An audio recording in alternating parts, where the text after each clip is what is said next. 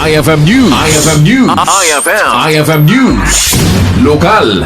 Nang rugi ti Department of Agriculture wenno DA ti panagited iti unconditional cash aid kadagiti pilot beneficiaries iti upat a probinsya ti Ilocos Region.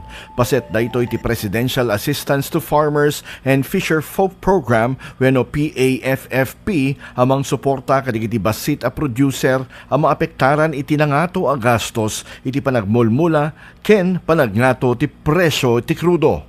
Idi Huwebes inawat digiti 1,808 amanalon manipod San Nicolas, Ilocos Norte, titunggal 2,325 pesos ijay Ilocos Norte Research and Experiment Center wenno INREC ijay Batak City.